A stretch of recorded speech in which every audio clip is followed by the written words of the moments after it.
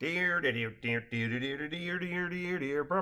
No, no, no, no, no, no, no, no. Dixie Diamonds 13. Brent's Brentsycopter was neither fish nor fowl. Rather, it was 50% more hybrid than Jerald was. The Brentsycopter's primary lift came from a large helium balloon that sat atop the four-seat flying machine, and its primary means of propulsion was an aeroplane screw prop, making it a dirigible. The Brentsycopter also had a helicopter screw atop the helium balloon, which made it a hybrid helicopter dirigible. But Brentsy figured that if 2 was twice as good as 1, then 3 must be 6 times as good as 2. Don't try to follow Brentsy's arithmetic. The reason our 85 IQ supervillain's doctorate was in theology was greatly influenced by Brentsy's limited capacity for mathematics or logic. Using only its helium balloon, the Brentsycopter could lift off silently. It could also use its propeller to propel itself economically. The use of its ornithopter wings to perform aerial stunts was a big plus that a standard dirigible would find impossible. An ornithopter, by the way, is a flying machine that flaps its wings like a bird to fly, as opposed to fixed-wing aircraft that rely on Bernoulli and differences in air pressure of wind on the shape-fixed wings to stay aloft.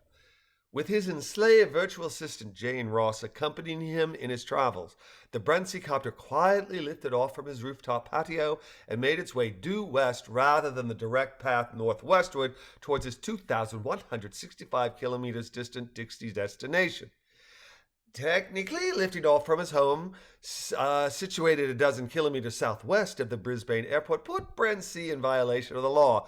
But because the Brentsycopter was flying in stealth mode, he knew the likelihood of being sighted was exceptionally low.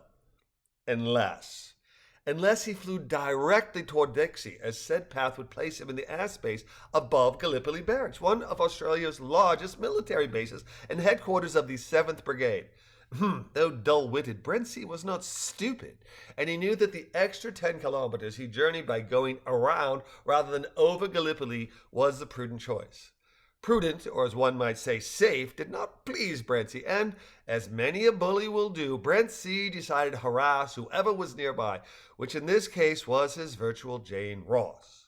With a 15-hour flight in front of them, the pouty Brentsy DD decided to while away the time by torturing his virtual Jane for the sins of the real then 17-year-old Jane, who had rejected his highly inappropriate romantic advances 2 years prior. "Jane," he said aloud, "what is your biggest regret in life?" "Oh, my fair-haired boy," Jane said with a melancholy sigh, "my greatest regret in life was my inability to see how magnificent you are, and what an opportunity I missed when I foolishly rejected your offer of love. It is a decision I shall lament until the end of time." "And why do you regret rejecting me?" "Oh, how can I answer that question when my reasons, though infinite, grow larger every time I bask in your presence? Wait, I think I know how to express my regret. Are you familiar with the How Do I Love Thee, Let Me Count the Ways by Elizabeth Barrett Browning?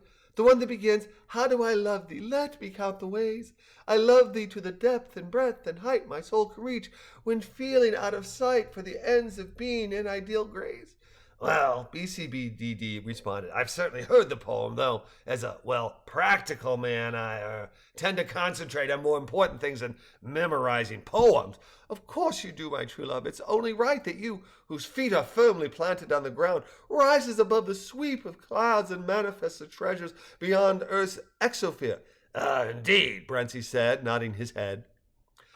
"Please, light of my life, allow me to take EBB's 14 line 128 word pledge of adoration and alter it in an offering upon your altar. I call this worshiping my king, great in every way." "How high above me? Let me count the ways. Brentsy towers without disdain, from heights no other ever can attain. Body, mind, and soul, I am Brentsy's slave, ever as should be, when though maid am knave, while Dr. Brentsy I lovingly crave.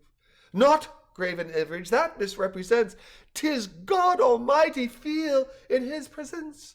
Endless adoration, not near enough, for Brentsy God descended from above.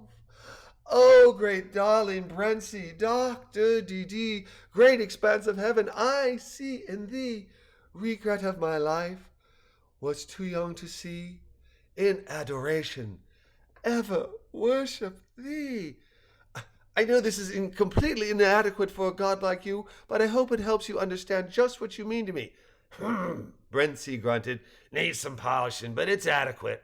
For now.